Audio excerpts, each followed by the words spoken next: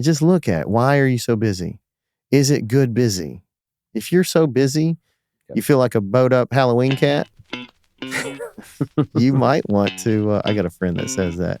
How you doing, buddy? Oh man, I'm bowed up like a Halloween cat. I'm like, golly.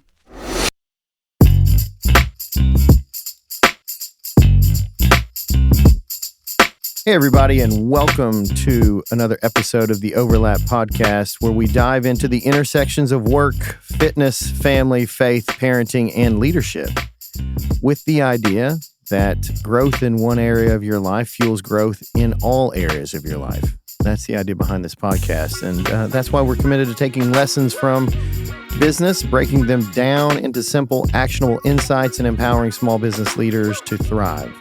And our mission is to help really everyone, not just entrepreneurs, to succeed and create meaningful impact in their businesses, families, communities, and lives. And how you doing, Keith? I'm doing good, Sid.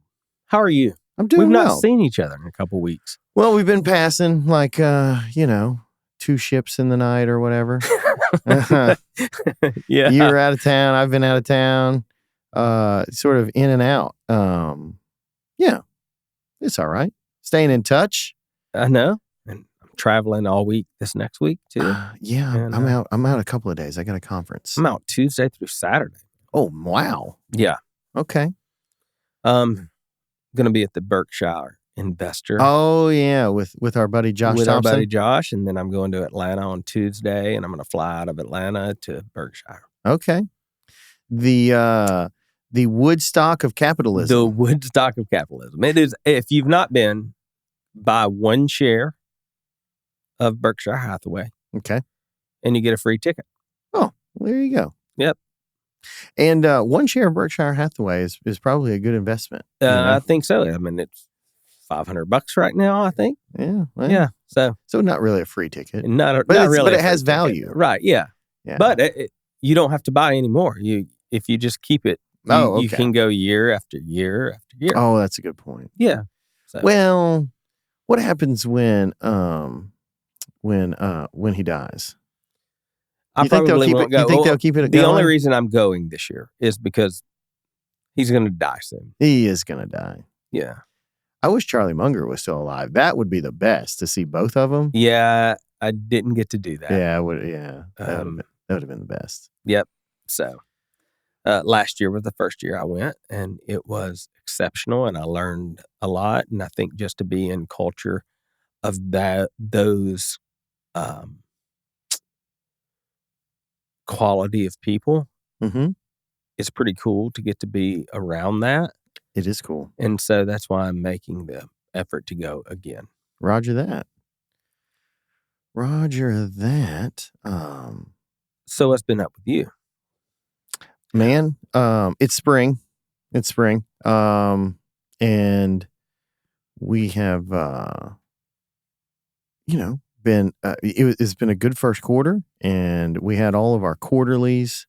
Now the leadership quarterly sort of sets the tone. If you're familiar with EOS, you've got quarterly meetings, and our leadership offsite quarterly meeting sets the tone and sets the course for the next 90 days to stay on track for the annual goals. And then the operations, we're so operations heavy, the operations comes right after, and then the sales team sort of follows up after that to help support, the leadership agenda and the operations needs. And that's what I've been focused on the last 3 weeks, really, is kind of taking all of that. And then generally I will take all of that information and create a presentation to the team and what's called like the state of the company, broad overview of the first quarter and kind of putting it into a palatable format where everyone can understand and feel at least connected with how the company's doing, other than get your work done kind of stuff, So that's what. Do you address that in person? Yeah, in person. The whole team together? Yeah. Well, it's hard to do that with the Foley branch. Justin will kind of head down there and deliver that since he's most connected to them. And his super wavy hair right now. He's very wavy. Dude, he's got locks for days. Yeah, he's growing it out. I walked by his office and I was like, oh, Yeah, you got great hair he's trying to today. look like Fabio on the cover of Like and he's working out and everything, you know. Is he working out Oh now? yeah, he's working out with Brent. You haven't seen Oh, that? yes. With our buddies over at Signature Training Studio.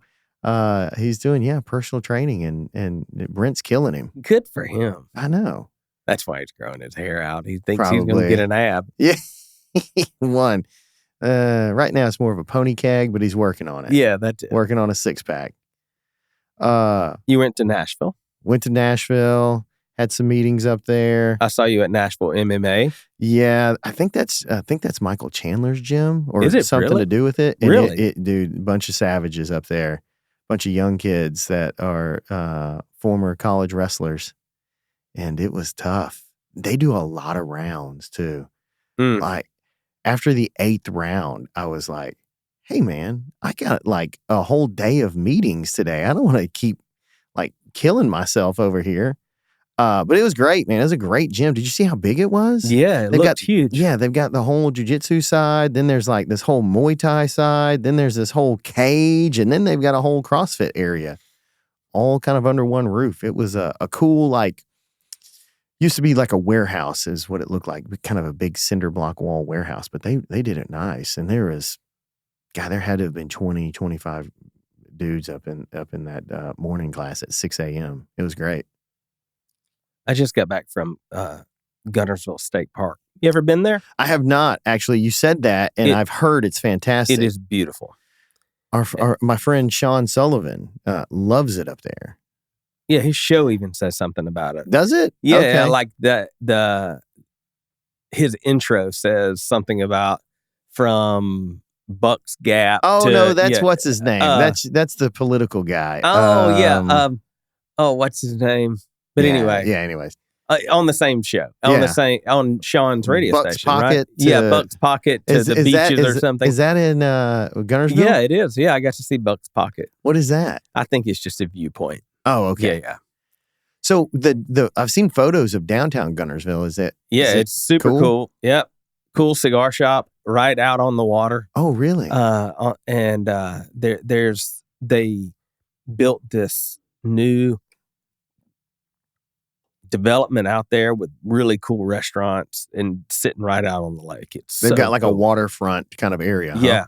Yeah. And it's sitting like on barges.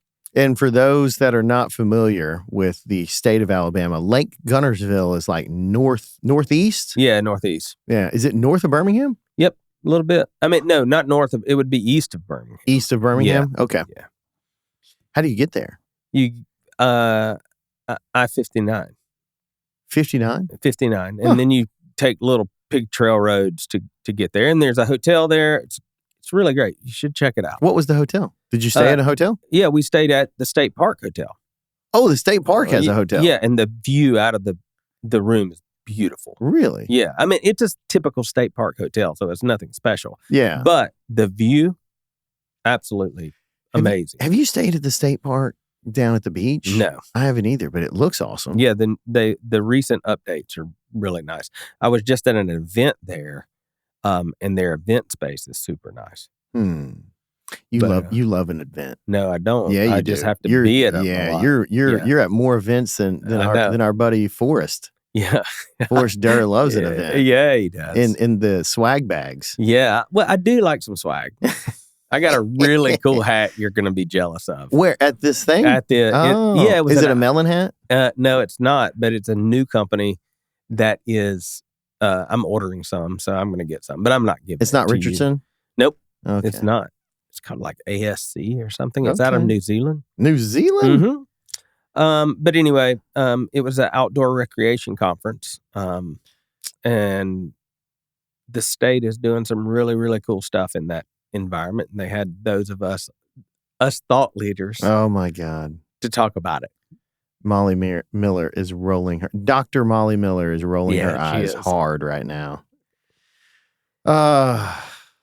Okay. Listen. All right. We got all that out of the way, folks, and thanks for sticking with us. Yeah, we've this not long. seen each other in a couple weeks. Yeah. So those are the happenings. I did see you train this morning. I did I'm train. glad to see you haven't quit jujitsu. I have You not. got a little mark on your nose there. I bet I do. That is the mark of gi jujitsu.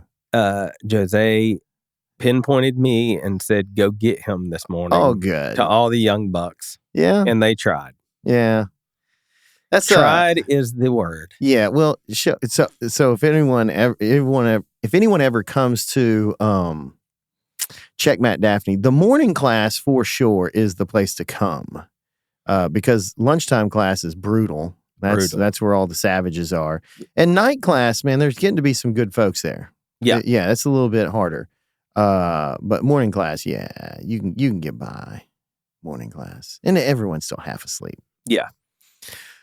Okay, so today we're talking about a topic that Keith and I have we've got a whole lot of experience recently in this. Our lives have morphed into a lot of this, and this is a topic we've been working through for the past few months, and we've been talking about internally.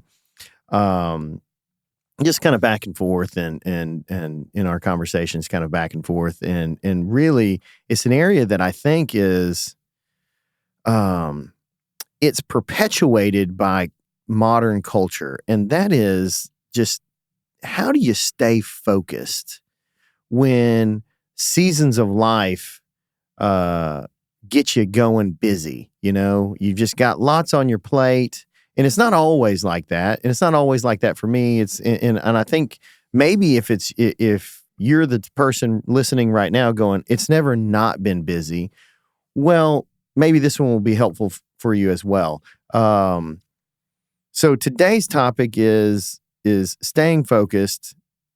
And then there's just a difference between being busy and being productive. So,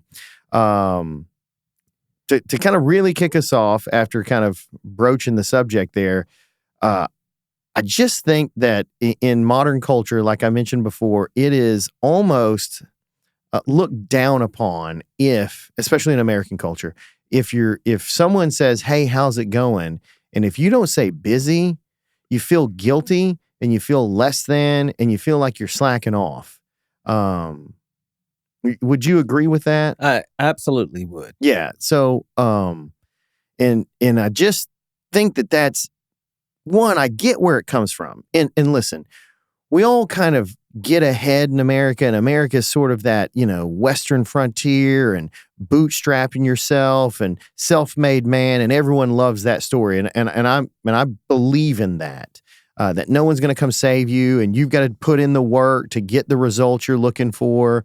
Whether there's some overlaps there, whether that's fitness, education, career, relationships, jujitsu, whatever. You do have to put in the work. However, there is a difference between being busy and being productive.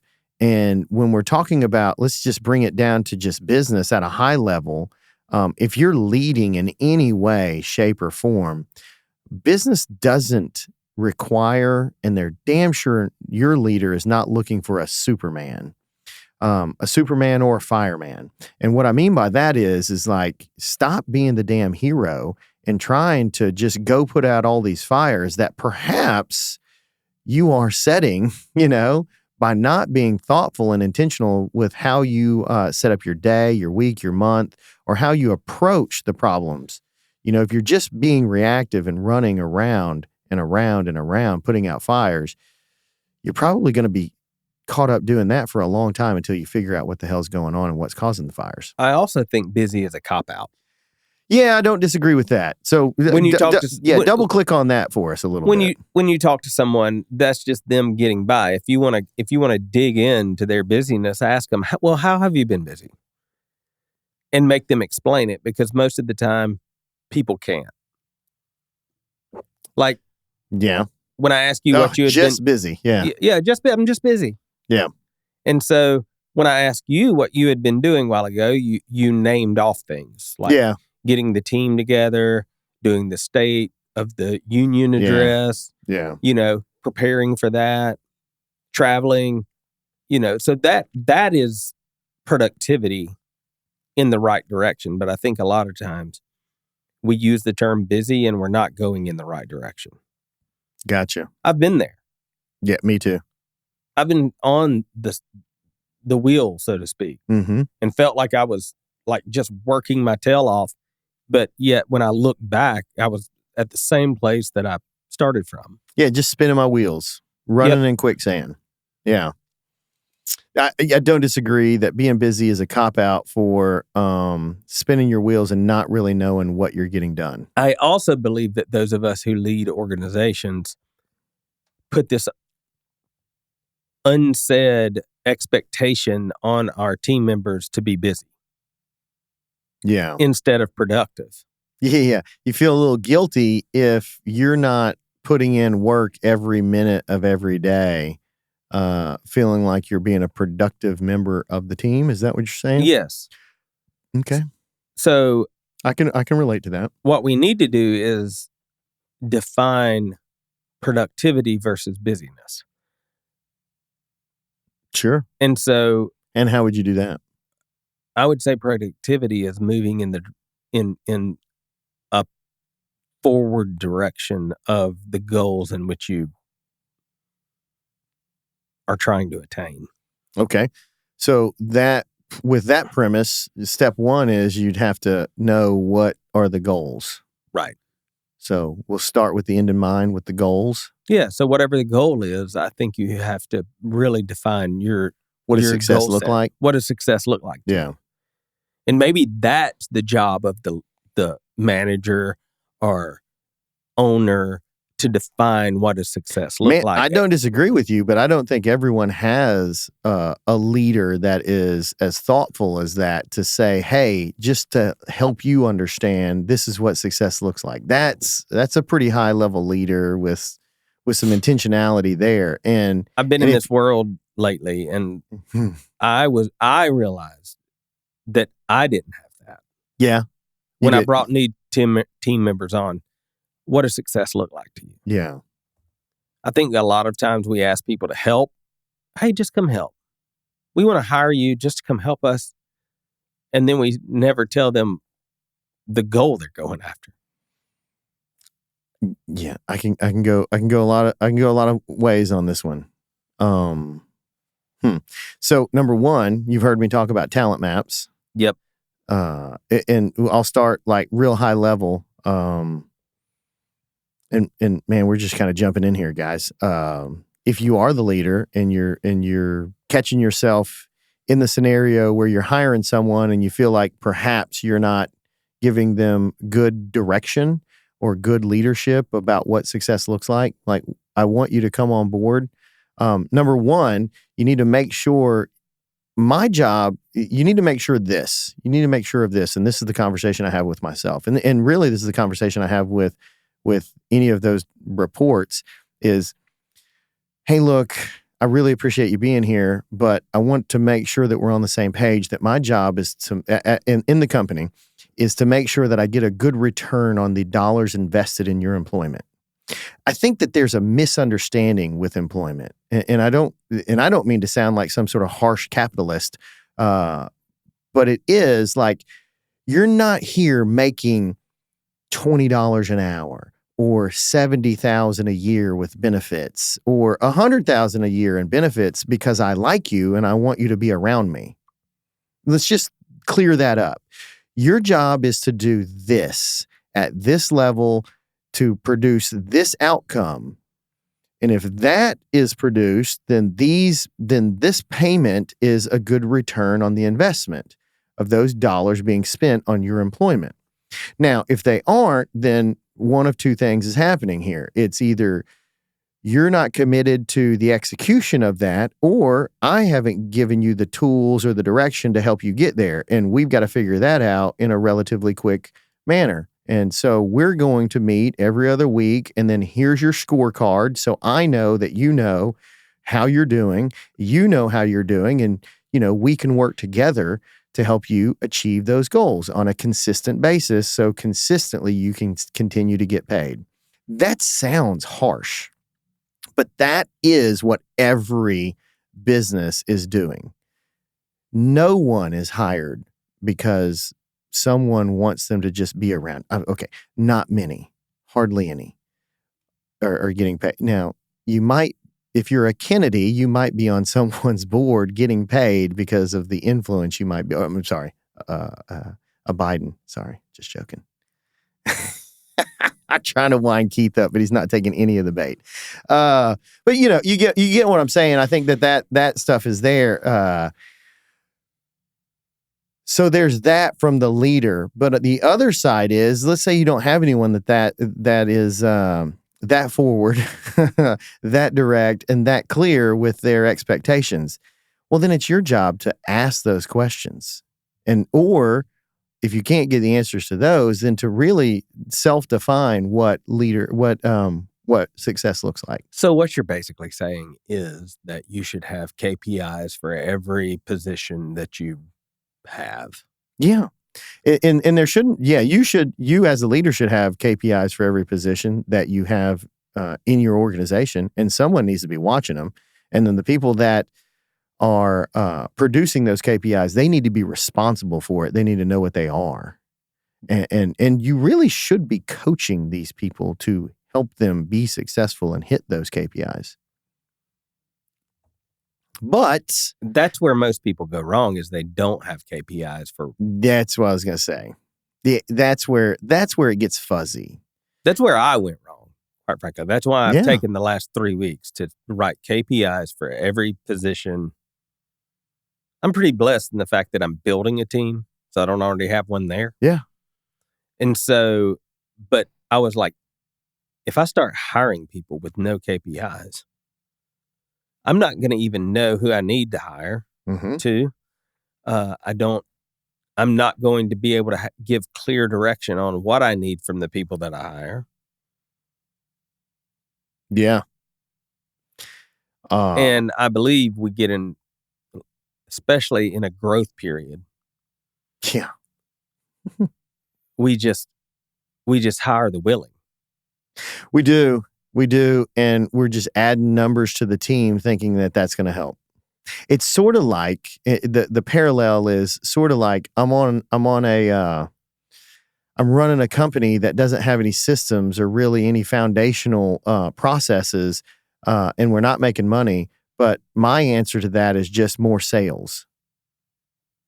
It's not going to solve the problem. Adding more team members to the team doesn't help you be more successful or more productive. It just adds more overhead and everyone's flailing. No, it's just the myth that we're experiencing pressure so that we need to add people to fix it. Yeah, I can't do it all. I need more help. Yeah. Cool. What does that look like? I don't know, but I need more help. Hey, let me tell you about a friend of the show called Content Fresh. Since they've taken over our social media for the Overlap podcast, we've seen incredible growth. When you combine the growth from all social platforms, we're looking at a massive increase of 2,235%. This partnership has truly transformed our reach and engagement. If you're passionate about growing your business, partnering with Content Fresh could be a game changer for you. Go to overlaplife.com and click on sponsors today. I want to take a moment to talk about someone who's been instrumental in my personal and business success. That's Johnny Barranco and his team at Barranco & Associates. For over 7 years, Johnny has been my go-to accountant and financial consultant. I can tell you that he's more than just a tax preparer. Johnny takes a holistic approach to all my financial dealings, aligning them with my long-term plans and personal lifestyle. I've recommended Johnny to several friends throughout different business groups around the country, and the feedback has been nothing short of exceptional. His expertise and service are top-notch. So if you're looking for someone who not only prepares your taxes, but also helps you strategize for the future, Johnny and his team at Barranco & Associates are the ones to call. Trust me, you won't regret it. So contact Johnny Barranco today and take the first steps towards financial peace. You're not going to regret this. So I'd like to shift this. There's two areas I'd like to make sure that we touch on, and one of them, the next one, and I think it sort of ties right into it. You mentioned you're building a team, and you mentioned that you're looking at adding these people, and you said something, and I know I was pretty shocked that you said something poignant in this arena. And it was, you brought up the Pareto principle was necessary while you're building your team. Why don't you go ahead and double click into that and flesh that out for the audience of why 80-20 is important when you're thinking about your team and how you're building your team around you. I love you PC users that are still double clicking. Yeah. But I think you still double click, like I'm double clicking right now on my iPad and it goes in tighter. Oh, okay. Yeah. Yeah, I just click once, you know. Well, but so we talk about this principle all the time. 80-20. Yeah, 80-20. It's everywhere. In business, we talk about, in life, we talk about it. Yeah. 20% of your actions can get it. 80% of the results. Of the results. Yeah, 20% of your customers produce 80% of your profit or revenue or whatever. Yeah. But 80% of your marketing, 20% of your marketing is going to produce 80% of your leads, whatever. And then, but how long have I just wandered around skipping, not even looking at the 20% in which I'm good at? Oh, yeah. Okay. How many times have I just had this talk with my wife, actually. It didn't go very well. But yeah. I was about to say, I'm sure that was a winner. Trying to she thinks she's a videographer and good. And she's not. Oh, is she not? Okay. No. Yeah, I bet that conversation was great. It did not go. You think you're something, you're not. Yeah, she's taking a video right now as we do this podcast. Oh, good. Yep. Tim, she's taking a video right now as we do this podcast. But Tim is seeing her video work. But yeah.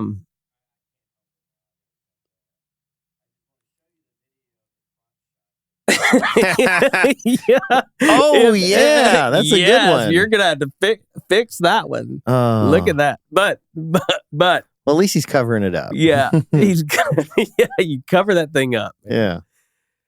But up until we really started doing this podcast, I've actually learned a ton of business knowledge by doing this podcast because I've had to study. Believe it or not, our failures most of the time stick out on this podcast more than our successes. Sure. And so, I just realized I've walked around in life most of my life, just not even paying attention, having heard that principle all of my business career. Mm-hmm. And what I've began doing recently in the last couple of years is looking, okay, what do I need to build around my strengths? Mm-hmm. And I don't think a lot of founders do that. Okay. So how do you do that? One, the audience is dying to know what's your 20%. What's my 20%? What's your 20%? Networking. Okay. And Rick Miller helped me with this more than anyone. Okay. Partnerships. Okay. Working partnerships out is exactly what I do at Hatch. Okay. And then inspiring. Okay. And so all the soft skills. All the soft skills. Sales. Okay. I can sell a little bit. Okay, sales. Yeah. So I need to be out there selling the work. Now, that looks different a lot of times. It may be that I need to equip the people that are going to sell the work. And I'm pretty good at that. But in your role right now, I would imagine you're out there. Yeah, strategic selling why you're even with the publishing company. Okay. I don't need to do anything other than recruiting authors. Okay. Getting them in the deal flow, so to speak. And then I need to hire people to do the execution of the work. Gotcha. I'm not wonderful. I can do it because I've been doing it so long at the organizational skills that it takes to get a product from point A to point B. Gotcha. I'm really great at defining what the product is and then going out and taking it to the market. And then, so what you're saying is being honest with yourself and not Right. And having the humility to say, these are the things that I'm good at, and these are the things that I'm not so good at. This is my 20%, and then this other 80% of all of the stuff that takes a product from A to Z, the 80% of that, I need to get folks to do that. And so that gives you a roadmap to set the KPIs and get you an idea of who needs to do what or how many people or whatever, right? Yeah. And that's the area that I wanted to make sure we double clicked on, because people are like, oh, okay, cool. I hear y'all saying stay focused and there's a difference between being busy and being productive, but I got to do everything. And what I wanted to really, like I said, double click on was that you need to first figure out what it is you're good at and what it is that you can and should be doing for the organization, for your family, for the community, whatever, What are the things that you should be doing, and what are the things that still need to be done that you're not great at, that if you do bring in people, if you're not a solopreneur, or even if you are and you're gonna maybe outsource with some what do you call those, freelance people or whatever, contractors. Thank you. If you're going to do that, then it does give you at least an understanding of what you're going to need, instead of just taking on whoever. Yeah, I don't need to hire someone for marketing vision. Yeah, I don't need to hire someone that creates products that we do in publishing. Yeah, I know that world. Yeah, that's the world that I know. Getting the production to happen is where I'm weak. Yeah. Staying on the people that are writing the book, that are formulating the book, that know how to spell. No, I'm out. Yeah. Yeah. I'm out. Inside joke in our family. I'm a terrible speller. In my organization, preparing the finances. Not great at. Gotcha. So you need help with operations. Yeah. You need help with finance. Yeah. And you need help with management. Yeah. Yes. Okay. Like when I sit down with Natasha, I look at her and I say, Natasha from Baranco and Associates, our accounting sponsor. I'm like, Natasha, I need you to speak to me like I'm a kindergartner here. And she does that really well. Yeah, she does. She does. She says, she doesn't say it like this, but it comes across a little bit like this now that we've been working together. Okay, dummy. Oh, okay. This is what we do. And she says it like I'm a kindergartner. Gotcha. And she does that, explains it super well. So that's the area that I really wanted to make sure that we kind of honed in on. What is your 20? What, me? Yeah. Man, I'm good. I'm good with like long-term vision. I can kind of see where an organization, where the possibilities are. I'm good with big picture. So even operationally, I can see the wheres. I can see where you can save some time, where you can save effort, where you can improve some efficiencies. Marketing, pretty good with that. Content in content creation, and how do we get that to the customer in a manner that it connects with them. Good with sales. What I'm not great with are details. I'm good with finances, especially at a high level. But I get bored. And so if it comes to day-to-day, week-to-week management of something other than some things that I'm interested in, I don't do real well with that, because I'll find some shiny object in the next month and go chase that down. So to backfill me, I need like super organized, disciplined folks that'll do it. And that's where Justin comes in, and he's fantastic. Him and I are on the same page. He just likes grinding it out, and I like keeping moving forward and kind of developing this idea out and then fleshing it out with him. And then he takes it and kind of runs with it. And then Jamie is super disciplined and organized. However, she just runs the finances. To know that about yourself, it took a long time. Did you ever try to delve in places? Oh, yeah. All of it. However, yeah, I would say that is necessary. I think so too. I was going to say that actually. I had to do all of those jobs and get mad at myself and think that I was like something was wrong with me and how could I be so unorganized and disciplined and undisciplined? Because I mean, for the most part of my life, I'm pretty disciplined. But when it comes to like for the next 3 years working on this problem day in and day out, because if you got an organization at a certain size, it's going to take a longer time to sort of turn that ship in a direction. And so if we've got a new initiative, I don't know what that might be, but like, let's say you're going to add a new service, a department.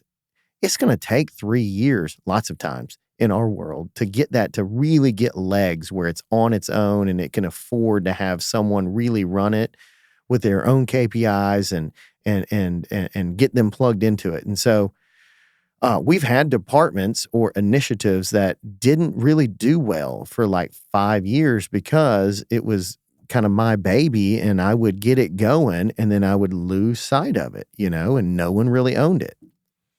But I had to go through that, like you said, to sort of recognize that and go, oh, that's just me. I will say EOS and its language where like, oh, there's visionaries, there's integrators, there's operators, there's all this other stuff that I can go, oh my God, okay. I can put a name to what I am and go, all right, it's not the end of the world if that's who I am or what I am. I will say this. For all you integrators out there that like to jank on visionaries, here's my personal rant. You're welcome. You're welcome, because you wouldn't have a job if it wasn't for us. Absolutely. So you can take that and do whatever you want with it, but you're welcome, because those of us that take risks and put our names on the notes, those are the loans that they get to come and get our homes if we don't pay them. You're welcome. Now, by the way, we put our name on notes we probably shouldn't have had just because of probably, our probably. But this my personal rant is that I'm just kind of tired of integrators sort of taking a jab at visionaries because they show up late and they got lots of ideas, and I'm just that's how the world goes around.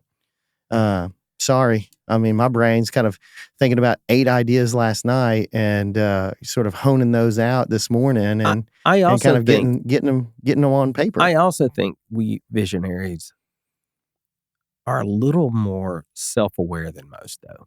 Too. Ooh, some are, some aren't. You think? Yeah, but I think life and business beats visionaries if you're in the game long enough into self-awareness. Yeah, I do too. Because you just have to. I also believe we are lacking individuals in society. With self-awareness? With self-awareness. Oh, my God. We were talking about that with college students just before we started this podcast.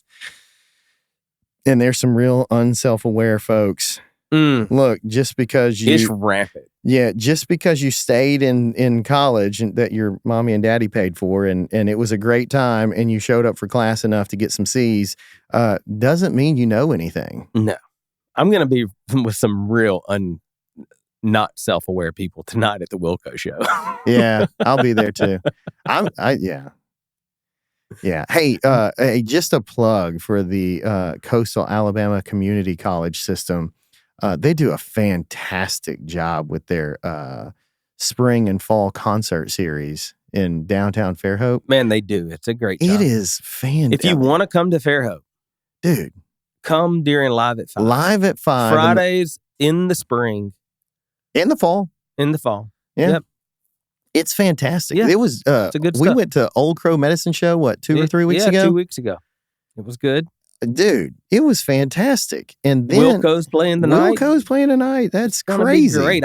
I'm buying a t-shirt. Are you? Yeah, I'm going to get a Wilco shirt. I always say that, and I always buy a t-shirt, and I never wear them. I'm going to do it. I want a black rock t-shirt. Do you? Yeah. Huh. All I've got are jiu-jitsu t-shirts. I know, me too. But mine's stinking right now because I've not competed in a while. Yeah. And you know how they just start stinking. They just start stinking. But okay, back to it. Sorry. Speaking of visionaries and getting off track and squirreling. Yeah.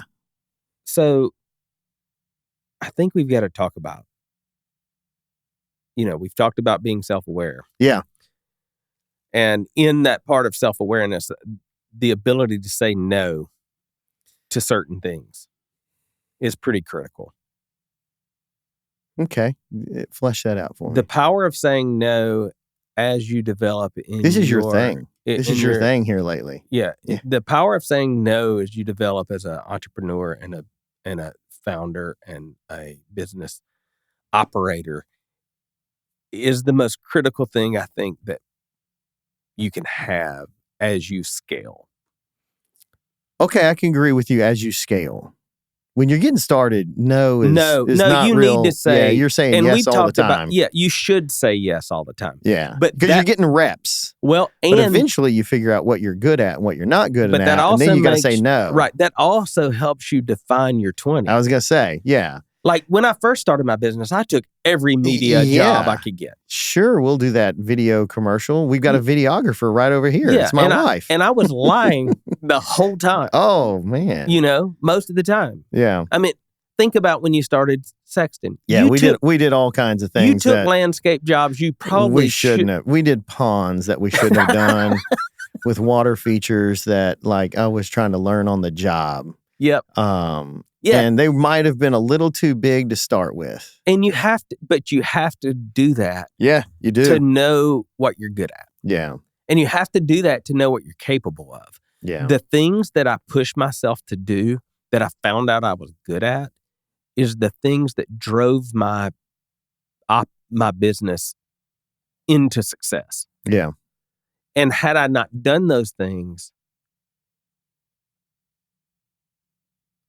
I would have never had the biggest profit centers in my company. Yeah, the overlap there that came to mind is like a jiu-jitsu tournament. Right. Like, when's it time to do a jiu-jitsu tournament? Right now, Yeah. Because you really get to see when someone else is fired up about breaking your arm. Like, just how good are you? Yeah. And lots of times, and it's okay. You either win or you learn. I don't know that I should have been doing a jiu-jitsu tournament 3 weeks. You shouldn't have. 3 weeks into I was gonna say that. That's probably not good. I mean, but I will say I didn't know I was doing a jiu-jitsu tournament. Oh, well, fun. That's fun. Like Scott had a gi in the back of the car. Uh-huh. And a belt in the back of the car, and we showed up to the table. Yeah. And I'm standing by him, and he goes, Keith Glines. Yeah. And he said, I signed you up. Oh, well, that's fun. He said, you're competing. That's fun. I didn't get tapped. I got beat bad. I tried this one new business thing, and I didn't go bankrupt. That's good. Been there. Yeah. Oh, man, me too.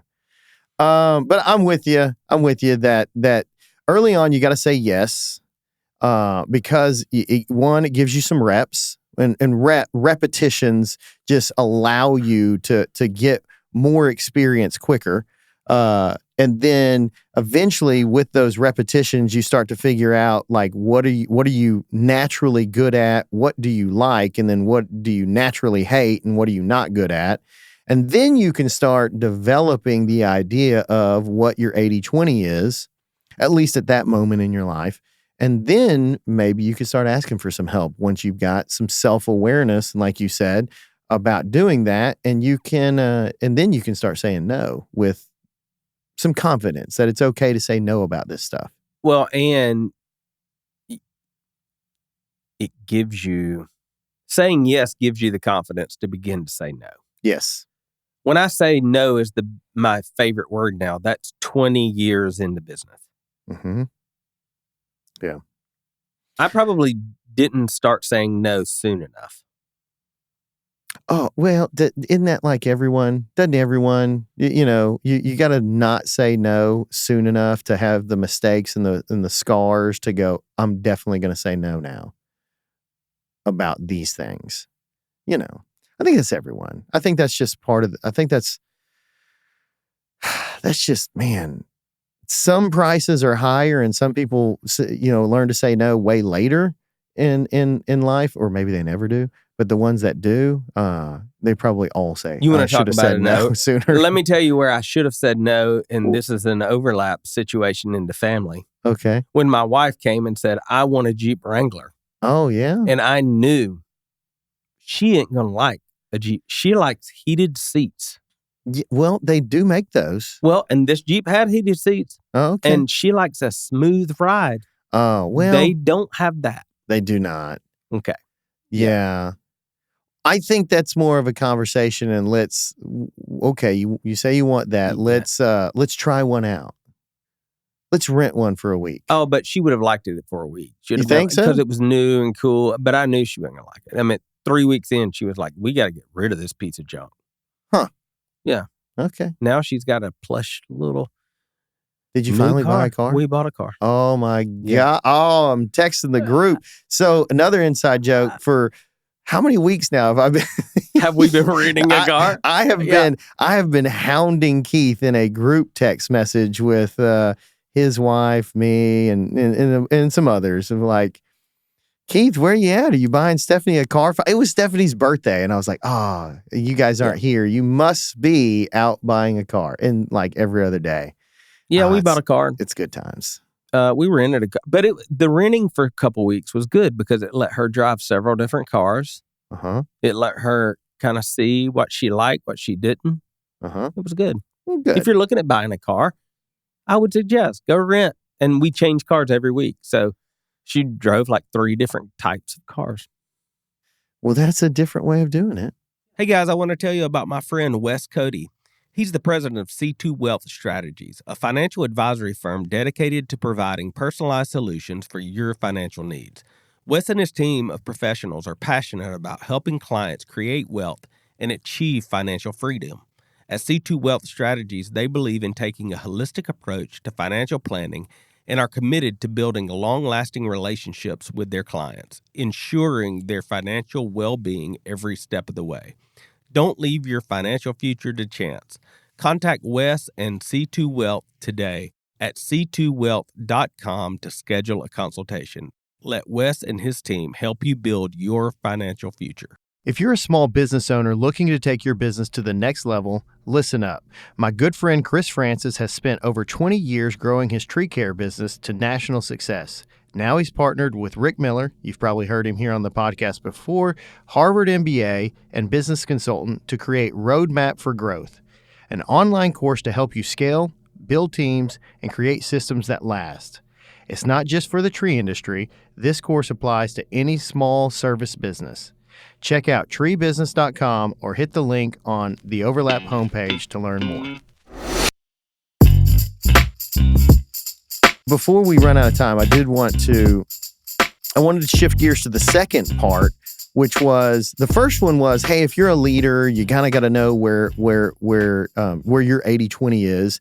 And then you've got to you do need to define the role if you're going to ask for help, whether that's a contractor or whether that's someone on your team.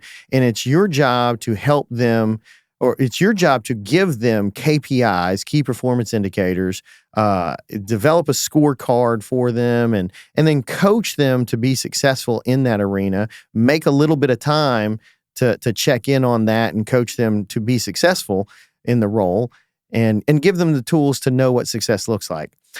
But the second thing I wanted to talk about is, say you're not the leader and you're not in control over that, and you are working somewhere, and I think this is pretty pervasive, that no one has given you KPIs and no one has really clearly defined what success looks like. I think it's up to you, if you don't have access to that, to just do your best job to figure out what that is. Because if you aim at nothing, you'll hit it every time. I use that one a lot because I think that really does sort of encompass what being productive, being busy, but not being productive entails, is that I'm just super busy doing things, but I accomplish nothing.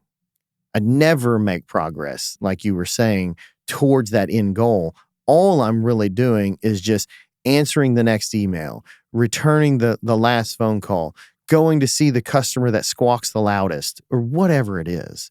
And I'm never making meaningful progress towards an end goal.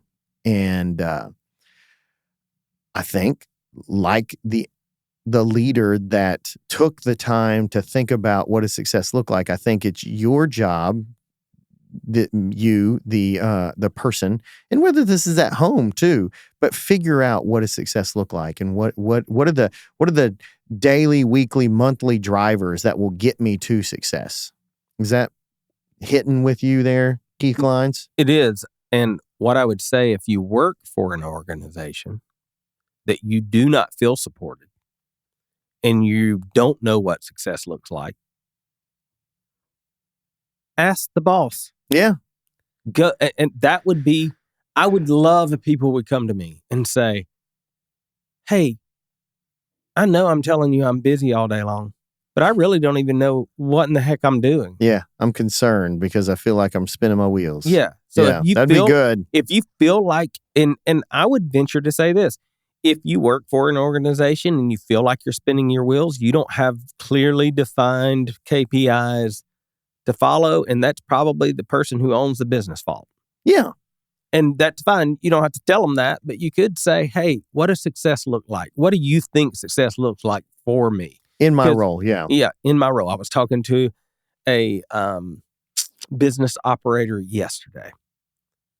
They had an individual quit their business because of that reason. Because they didn't know. She didn't know what success looked like. And it was, she got frustrated.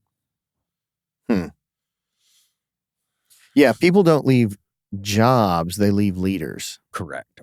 And maybe people just don't stop and ask the question like that, like you said. And they just get frustrated. They were able to salvage her quitting by calling her and saying, what is the deal? And that's exactly what she told them. Was, I have no idea what I'm doing. Gotcha. I have no idea what you want from me. And I don't know if I'm winning or losing. And I don't know if people hate to not be in the middle. Yeah, people like, no, listen, okay. And this was the analogy, and now we're getting to it. So imagine you're playing a game. What game? Basketball? Something. Let's say basketball. Well, it's soccer, football, whatever. You're playing a game, but we're not keeping score. How interested in the game are you?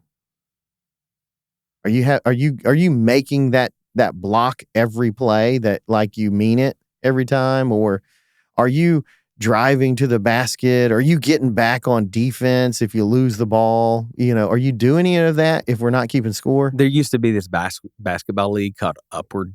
You know about Upward? Ezra played 1 year of that.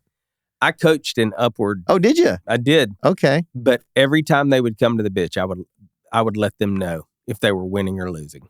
Oh, okay. Yeah. And you said bench, not bench. Yeah. Bench. Okay, bench. Okay, got it. All right. So you would tell them if they're winning or losing. Yeah. Oh, okay. That's an interesting take. Yeah. Yeah. I mean, I was like, we're going to pray after, but we also should keep score. Hey, CYO soccer, we're praying before and after, and we're definitely keeping score. Yeah. Evan Sexton is keeping score, son. Yeah. He is not. He ain't having it. Yeah. Oh, I would bring my kids to the sideline and I would say, do not listen to anything that guy in the middle of the court just said. Oh my God. It does matter if you win or lose. Oh my God.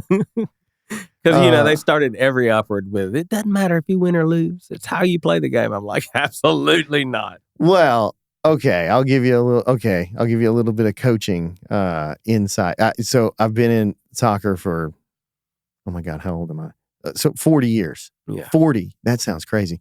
And at a super high level for like 10 years, right? And then I was a president of soccer club.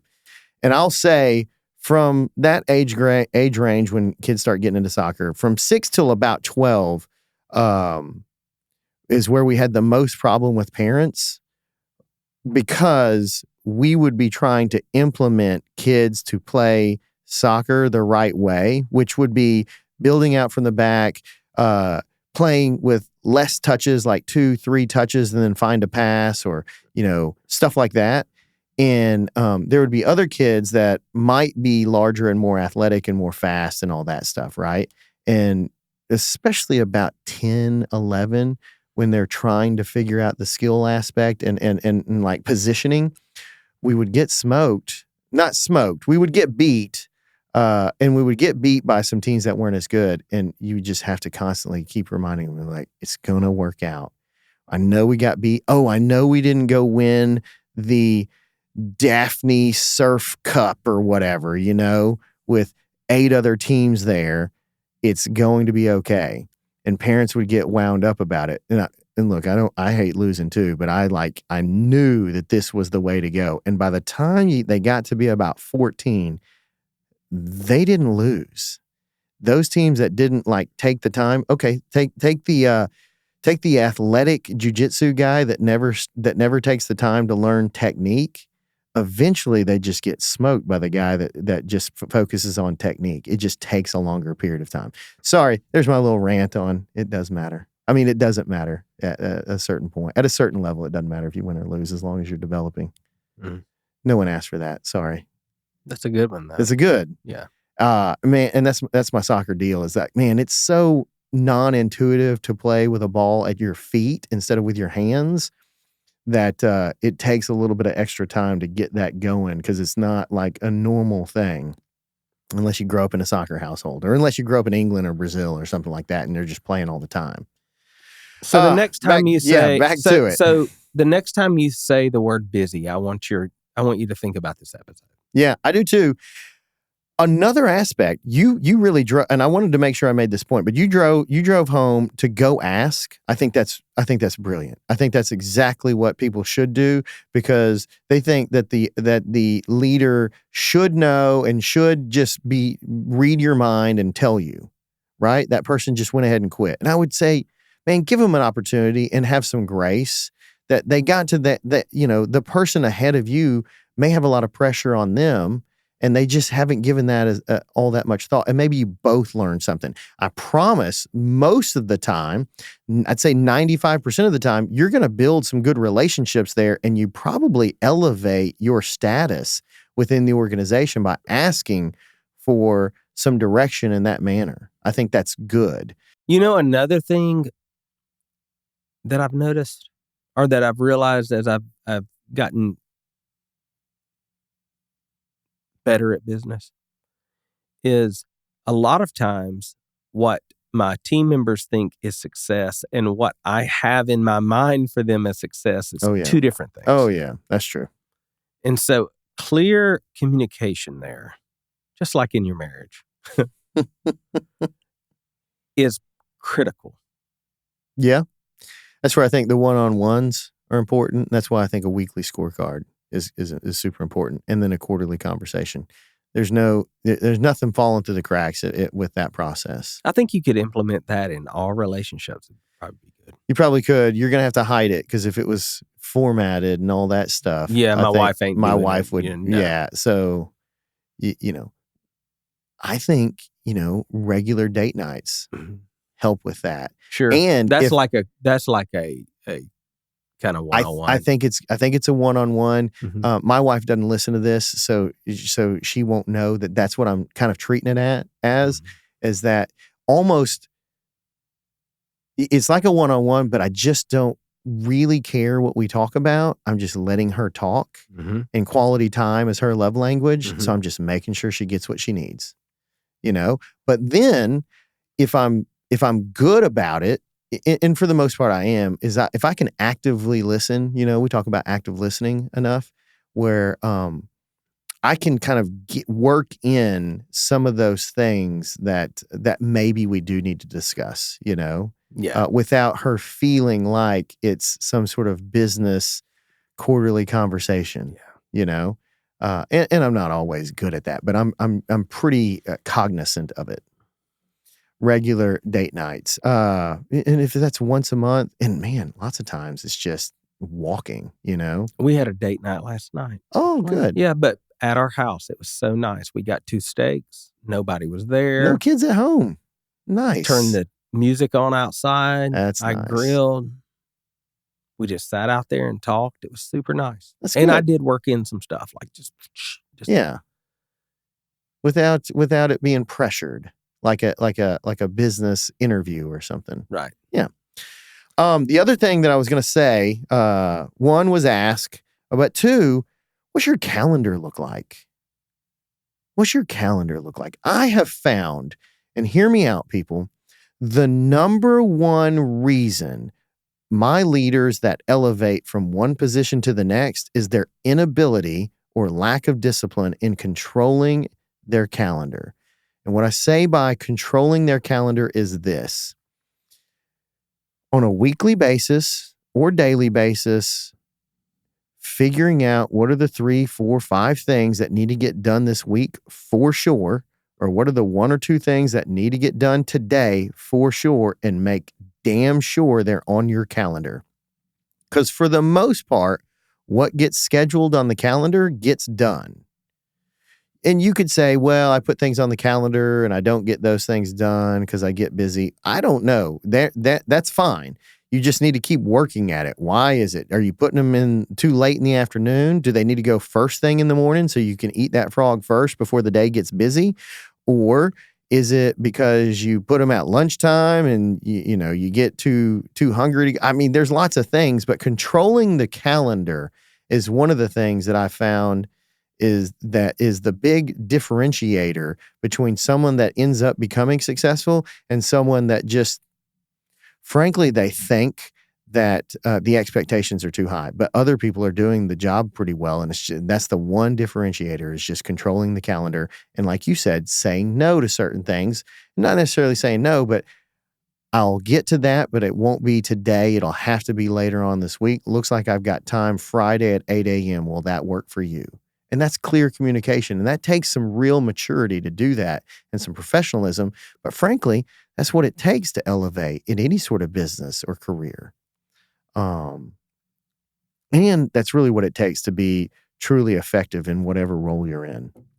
In a recent episode, we talked about the tools that we're using that's really helping. Oh, yeah, we did. For that. We did. And if you need control of your calendar, Motion. I'm still a huge Motion fan. Yeah. Motion may work for you. I don't know anything about it, but hell, block scheduling on your it's block scheduling. Yes, on your stupid Apple calendar or Google calendar or Office calendar, whatever, Microsoft Office 365, whatever. Just thinking about it on Sunday, and I'll be real honest, early Monday morning. Having designated personal meeting times has been. I used to take meetings all day long. Oh, yeah. That's an advanced level of calendar management. I do out of the office meetings on Friday afternoons, that kind of stuff. Yep. I do. Yeah. So I make my meeting times now anytime after 1:30. Yeah. And so I work all day long till 1:30, and then I can have a meeting. But I don't do meetings anymore. Before I do it before 9:30. I'll take an 8 o'clock meeting, and then after 1:30. Yeah. That's been big for me. I just think calendar management, man, and there's lots of layers to it, but that's critical to being productive and not busy. So if you're using the word busy, you need some adjustment. Yeah.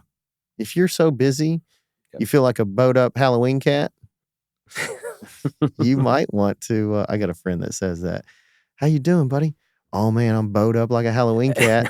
I'm like, golly.